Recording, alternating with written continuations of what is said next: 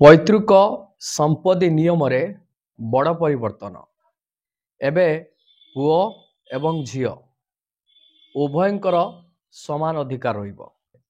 पैतृक संपत्ति नियम रे कौन रही बड़ परिवर्तन यार डिटेल्स मु स्टेप बाय स्टेप आपण मानकु जणाइबी।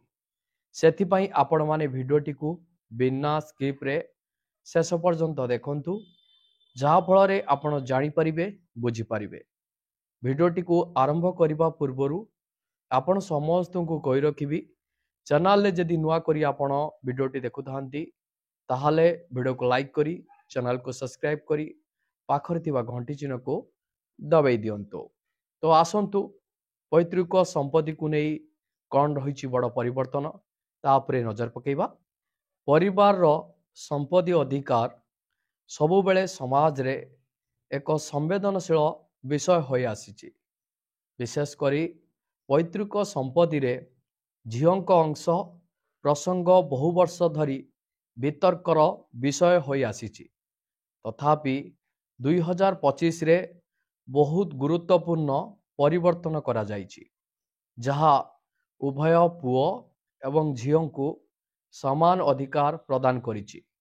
सेई दिन चलीगला जेतेबेले केवल पुओ मानकर पारिवारिक संपत्ति उपरे अधिकार थिला।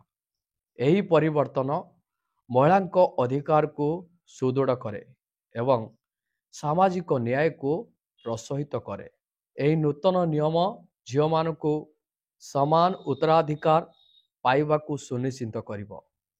अविवाहित हुंतु किंबा विवाहित सेमाने समान अंश पाइबे। यह व्यतीत उत्तराधिकारी मामला रे स्वच्छता वृद्धि करिबा एवं विवाद ह्रास करिबा पाई आईन एवं प्रक्रिया गुड़िक को सरल करा जायछि। एही सूचना भारतर सुप्रीम कोर्ट रो निष्पत्ति एवं अपडेट सरकारी निर्देशनामा उपरे आधारित। आसंतु जानिबा पैतृक संपत्तिर मुख्य नियम गुड़िक विषय रे। देखंतु पुओ एवं झियो पाई समान अधिकार। पैतृक संपत्ति हेउची एपरी संपत्ति जहा परिवार मध्यरे बहु पीढ़ी धरी चली आसीची। पूर्वरु केवल पुओ मानकर एही संपत्ति रे प्रमुख अधिकार बोली विवेचना करा जाउथिला। किंतु 2025 मसीह रे हिंदू उत्तराधिकारी आईन रे संशोधन द्वारा झियो माने जन्मरु समान सह मालिक होइतिले। सुप्रीम कोर्ट एही अधिकार को निरंतर सुदृढ़ करिसंती एवं 2025 रे स्पष्ट करा जायछि जे पुओ एवं झियो उभय पैतृक एवं स्व अर्जित संपत्ति रे समान अंश पाइबे। स्व अर्जित संपत्ति जड़े व्यक्ति निजे अर्जित अर्थात निजे से सबु संपत्ति करिताए ताहा संपूर्ण भावरे मालिकंक द्वारा नियंत्रित होइताए। एही क्षेत्र रे जड़े पिता इच्छापत्र द्वारा गोटिए संतान को तांकर स्व अर्जित संपत्तिर अधिकार अंश देई पारिबे। किंतु पैतृक संपत्ति सहित यह संभव नुह। इच्छापत्र नथिले संपत्ति समस्त उत्तराधिकारी मध्यरे समान भावरे बांटी दियाजिवो। सुप्रीम कोर्ट यह मध्य गुरुत्वारोप करिसंती जे झियो मानकु पैतृक संपत्ति रे अंश दियाजिबा आवश्यक एवं पिता माने आउ केवल गोटिए पुओ को संपूर्ण संपत्ति देई पारिबे नाही।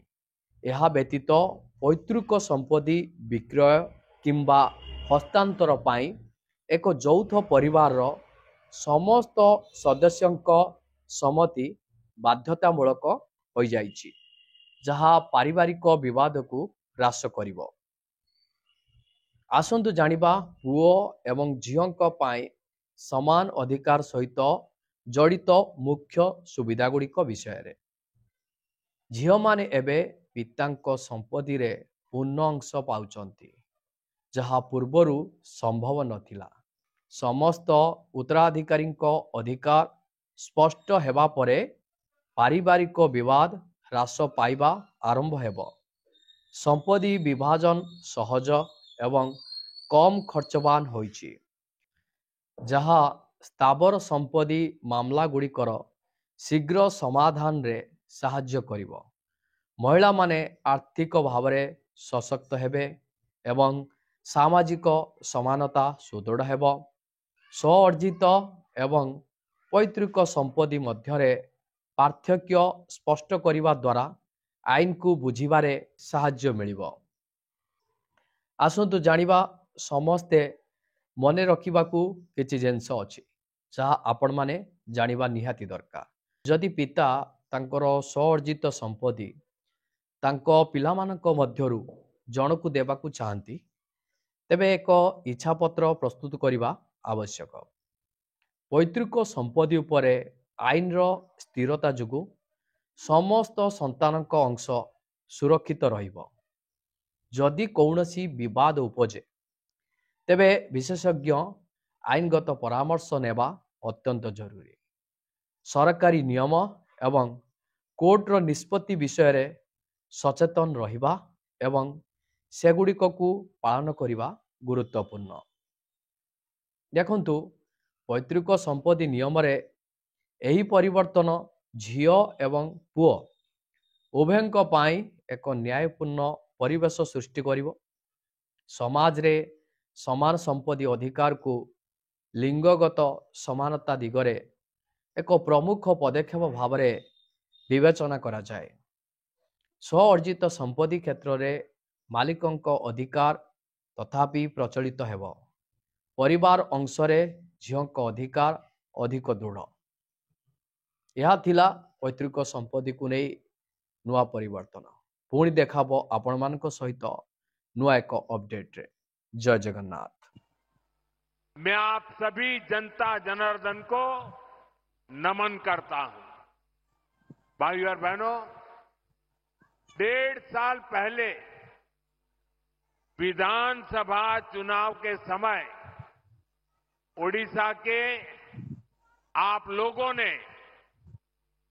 एक नए संकल्प के साथ आगे बढ़ने का प्रण लिया था। ये संकल्प था विकसित ओडिशा।